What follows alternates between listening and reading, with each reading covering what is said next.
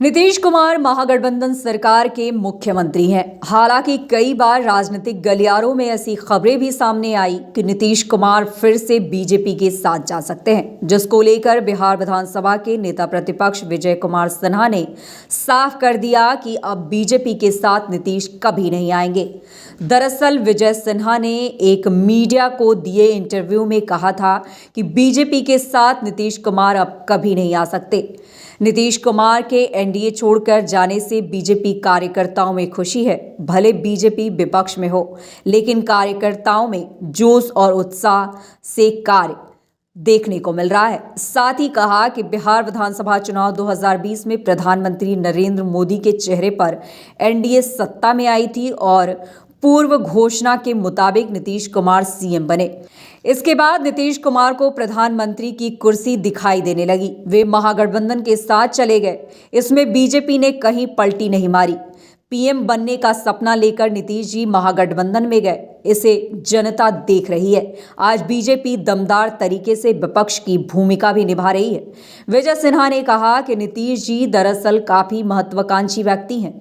वे बिना सत्ता के नहीं रह सकते। उनकी पार्टी कभी बहुमत का आंकड़ा नहीं छू सकी, फिर भी जैसे तैसे सीएम की कुर्सी पर बरकरार रहे। पिछले विधानसभा में भी उनकी पार्टी तीसरे नंबर की पार्टी थी, लेकिन सीएम वही रहे। चुनाव से पूर्व बीजेपी ने घोषणा की थी, ज्यादा सीट आने के बावजूद हमने अपने वादे के मुताबिक उन्हें सीएम बनाया, लेकिन वे फिर उसी राजद के पास पहुंच गए जिसके कार्यकाल के जंगल राज से बिहार को बाहर निकालकर हम लोग यहाँ लाए थे। साथ ही कहा कि इतना तो जान लीजिए, अब बिहार की राजनीति में नीतीश कुमार अप्रासंगिक हो गए हैं। कुछ महीनों के बाद जेडीयू नाम की राजनीति पार्टी देखने को नहीं मिलेगी।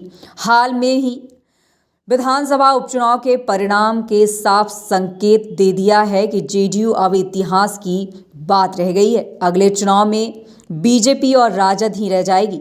नीतीश जी खुद अपना उत्तराधिकारी तेजस्वी यादव को मान चुके हैं। सार्वजनिक तौर पर वे कह चुके हैं कि अब तेजस्वी यादव को आगे बढ़ाना है। क्या जेडीयू में ऐसा कोई नेता नहीं है जिससे आगे बढ़ाया जाए?